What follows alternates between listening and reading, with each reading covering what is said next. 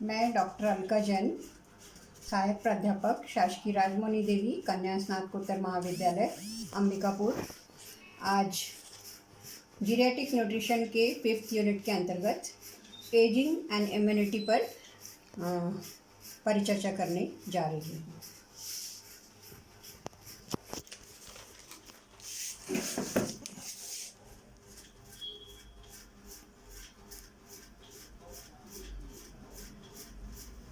मेरा टॉपिक है ageing and immunity.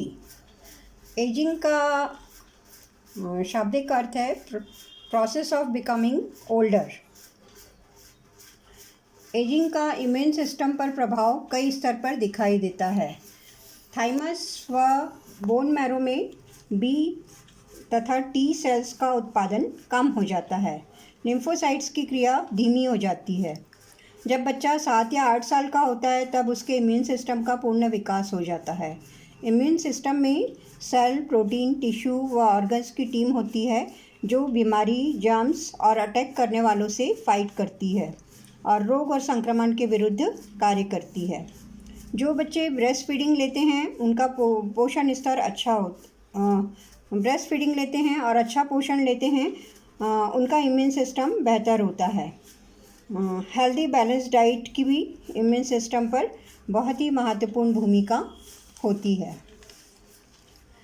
यहाँ पर स्लाइड में दिखाया जा रहा है कि लिम्फोसाइट्स के प्रकार जो कि इम्यूनिटी के लिए रिस्पॉन्सिबल होते हैं। इसमें टी सेल्स, इन्हें टी लिम्फोसाइट्स भी कहा जाता है। ये एक प्रकार के ल्यूकोसाइट्स हैं, WBC का ही प्रकार हैं जो कि इम्यून सिस्टम का आवश्यक भाग होते हैं। दूसरे हैं बी सेल्स, इन्हें बी लिम्फोसाइट्स कहा जाता है। दोनों ही इम्यूनिटी के लिए महत्वपूर्ण होते हैं। टी सेल्स का निर्माण बोन मैरो में होता है और ये थाइमस में परिपक्व होते हैं। और बी सेल्स जो हैं ये भी बोन मैरो में बनते हैं और फिर यहाँ से स्प्लीन और लिम्फॉइड टिश्यू में चले जाते हैं, फिर प्लाज्मा सेल का रूप ले लेते हैं। ये एंटीबॉडीज़ उत्पन्न करते हैं जो कि स्पेसिफिक एंटीजन के विरुद्ध कार्य करता है और इम्यूनिटी को बढ़ाते हैं। यहाँ पर कुछ स्पेसिफिक न्यूट्रिएंट्स का रोल उस पर हम चर्चा करेंगे जो कि हमारे इम्यून फंक्शन को बेहतर बनाने में महत्वपूर्ण भूमिका निभाता है। इसमें प्रमुख रूप से विटामिन ए, ई और डी जो कि वसा में घुलनशील विटामिन्स हैं। इसके अलावा विटामिन सी और बी जो पानी में घुलनशील होते हैं, और कुछ मिनरल्स जैसे जिंक, सेलेनियम, आयरन, कॉपर आदि, phytonutrients, amino acids, fatty acids, ये ऑप्टिकल इम्यून फंक्शन के लिए बहुत ज़रूरी होते हैं और ये हमें वायरल इन्फेक्शन से बचाते हैं। इन न्यूट्रिएंट्स का टी सेल्स और B cells, killer cells, macrophages, neutrophils, granulocytes, इन सब के फंक्शन में बहुत ही महत्वपूर्ण रोल होता है। ये हमारे इम्यून सिस्टम को मजबूत बनाते हैं और इन्फेक्शन पैदा करने वाले सूक्ष्म जीवों को नष्ट करने का काम करते हैं। फाइटोन्यूट्रिएंट्स और ये सभी पोषक तत्वों की महत्वपूर्ण भूमिका होती है। कुछ स्थानीय भोज्य पदार्थ जो इम्यूनिटी को बढ़ाने में बहुत ही महत्वपूर्ण रोल अदा करते हैं, जिसे हमें अपने भोज्य पदार्थों में, अपने मील में पपीता, अमरूद, सेब, अंगूर, आम आदि विभिन्न प्रकार के फलों का उपयोग, पीले नारंगी फलों का उपयोग करना चाहिए जिनमें बीटा कैरोटीन मुख्य रूप से पाया जाता है और ये विटामिन ए के प्रीकर्सर होते हैं। इनमें vitamin C, potassium, B group के विटामिन्स, फोलेट्स आदि होते हैं जो कि इम्यूनिटी और हेल्थ को बढ़ाने में, उसको मेंटेन करने में महत्वपूर्ण भूमिका निभाते हैं। इसके अलावा रसीले फल जैसे संतरा, मौसम्बी, नींबू, ये सभी जो हैं विटामिन सी के अच्छे सोर्सेज होते हैं। इन्हें प्रतिदिन हमें अपने आहार में शामिल करना चाहिए। ग्रीन लीफी वेजिटेबल्स ये भी बीटा कैरोटीन की अच्छी सोर्सेज होती हैं। इसके अलावा इनमें vitamin C, vitamin E, antioxidants और फाइबर पाए जाते हैं। इन्हें हमें अपने दैनिक आहार में अवश्य शामिल करना चाहिए। इसके अलावा सभी जो सीजनल वेजिटेबल्स होती हैं, विभिन्न प्रकार के मसाले, खासतौर से दालचीनी है, अदरक है, लौंग है, एरोमेटिक ऑयल्स जिनमें होते हैं, अजवाइन, ज़ीरा, धनिया,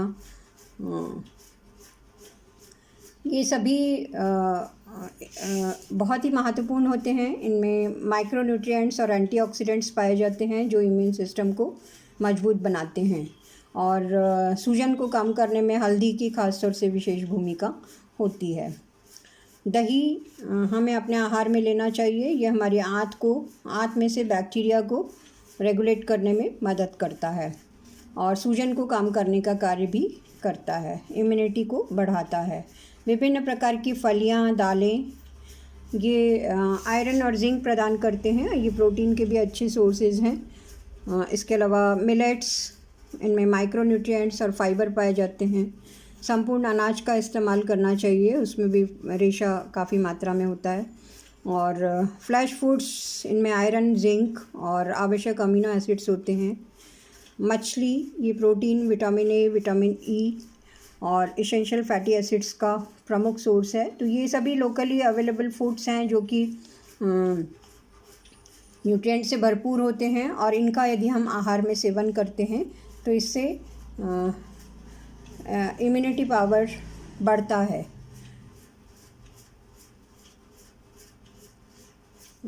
ओल्ड एज के साथ साथ इम्यून सिस्टम कमज़ोर होता जाता है क्योंकि ओल्ड एज में डिजेनरेटिव चेंजेस होने लगते हैं, जिसकी वजह से शरीर के विभिन्न अंग जो होते हैं उनकी क्रियाशीलता धीमी हो जाती है और इम्यूनिटी पावर भी कम हो जाता है, जिससे इन्फेक्शन लगने की संभावनाएं बढ़ती जाती हैं। तो यहाँ पर हमें आहार पर मुख्य रूप से ध्यान देना चाहिए। हेल्दी डाइट लेना बहुत महत्वपूर्ण होता है। अभी हमने विभिन्न प्रकार के भोज्य पदार्थों के बारे में चर्चा की, जिनमें पाए जाने वाले पोषक तत्वों की चर्चा की। तो स्वस्थ आहार लेना चाहिए और सभी फूड ग्रुप्स के भोज्य पदार्थ जो हैं आहार में शामिल करना चाहिए। इसके साथ ही लाइफ स्टाइल एक्टिव होना चाहिए, फिज़िकल एक्टिविटी होना चाहिए, क्योंकि जैसे जैसे एज बढ़ती है तो शारीरिक क्षमता कम होती जाती है, परंतु यहाँ पर ये ध्यान रखना है कि शरीर को सक्रिय बनाए रखना है और जीवन शैली जो ऐसी होना चाहिए जिसमें शारीरिक रूप से क्रियाशील रहें। इसके अलावा किसी भी प्रकार का तनाव नहीं लेना चाहिए, क्योंकि बहुत ज़्यादा तनाव होने से भी इम्यूनिटी पावर जो होता है ये कम हो जाता है। रिलैक्स रहना ज़रूरी है। बहुत अधिक तनाव जो होता है ये इम्यून सिस्टम पर प्रभाव डालता है और शरीर में कॉर्टिसोल की मात्रा बढ़ जाती है। तो क्रॉनिक स्ट्रेस जो होता है, लंबे समय तक यदि तनाव है तो यह हानिकारक होता है। हमें कभी कभी नो कहना सीखना चाहिए, अपनी सीमाएं तय करना चाहिए, ऐसे कार्य करना चाहिए जिससे हमें खुशी मिलती है और रिलैक्स फील होता है। जैसे जो भी हमारी हैबिट्स हैं, अच्छी आदतें, रीडिंग, गार्डनिंग, जो भी पसंद आता है उस कार्य को करना चाहिए और रिलैक्स रहना चाहिए। इसके अलावा प्रॉपर स्लीप का भी इम्यूनिटी को बढ़ाने में बहुत ही महत्वपूर्ण रोल होता है। नींद ना आने पर इम्यून सिस्टम कमज़ोर हो जाता है। पर्याप्त नींद से मस्तिष्क का कार्य, कंसंट्रेशन और मेमोरी अच्छी होती है। नींद ठीक से ना होने से वृद्ध व्यक्ति के रात में गिरने की संभावनाएं भी बढ़ जाती हैं। तो यहाँ 8 से 9 घंटे की नींद जो है होना बहुत आवश्यक होता है। कमरा शांत होना चाहिए, डार्क होना चाहिए और दिन में 45 मिनट से ज़्यादा आराम नहीं करना चाहिए। कैफ़ीन युक्त पदार्थ नहीं लेना चाहिए। रात में सोने के 1 से 1.5 घंटे पहले बहुत ज़्यादा पेय पदार्थ नहीं लेना चाहिए। नींद के साथ साथ और भी कई फैक्टर्स हैं, जैसे हेल्दी आइडियल बॉडी वेट को मेंटेन करना। तो यहाँ वज़न अधिक नहीं होना चाहिए, ना ही वज़न कम होना चाहिए, क्योंकि यदि वज़न बढ़ता है तो भी इम्यून सिस्टम जो है ये कमज़ोर हो जाता है। वज़न को आदर्श वज़न से 5% कम पर यदि नियंत्रित किया जाए तो बेहतर होता है। स्मोकिंग नहीं करना चाहिए। स्मोकिंग जो होती है ये फेफड़ों के लिए हानिकारक होती है। अल्कोहल भी हानिकारक प्रभाव डालता है, तो शराब का सेवन नहीं करना चाहिए। ये लिवर को नुकसान पहुंचाता है और मेटाबॉलिज्म को प्रभावित करता है। खान पान संबंधी अच्छी आदतें होना चाहिए, प्रतिदिन व्यायाम करना चाहिए और स्मोकिंग और अल्कोहल से बचकर रहना चाहिए। स्मोकिंग जो होता है ये इससे ब्रोंकाइटिस, निमोनिया, फ्लू आदि की संभावनाएं बढ़ती हैं, कैंसर भी बढ़ता है। मेडिटेशन का भी अपना एक विशेष महत्व है। मेडिटेशन या ध्यान इम्यून सिस्टम को मजबूत करने में मदद करता है। हेल्दी हर्बल सप्लीमेंट्स भी लिए जा सकते हैं, जैसे तुलसी है, एलोवेरा है, बेरीज़ हैं, और इसके अलावा आयुर्वेदिक सप्लीमेंट्स का भी विशेष महत्व होता है, और नीम, गिलोय आदि इन सब का सेवन इम्यूनिटी को बढ़ाने के लिए किया जा सकता है। इसके अलावा फ्लू वैक्सीनेशंस भी आते हैं, इसमें फ्लूज़ोन एंड फ्लूएड, ये वैक्सीनेशन जो है फ्लू से बचाने में मदद करते हैं। इम्यून सिस्टम कमज़ोर होने पर अनेक लक्षण दिखाई देते हैं, जैसे ऑटो इम्यून डिसऑर्डर्स होते हैं, arthritis, skin problems, internal organs में सूजन होना, रक्त संबंधी असामान्यताएं होना, एनीमिया होना, पाचन संबंधी विकार होना, भूख कम लगना, दस्त होना, पेट में मरोड़ होना। ब्लड टेस्टिंग के द्वारा हम इम्यूनोग्लोबिन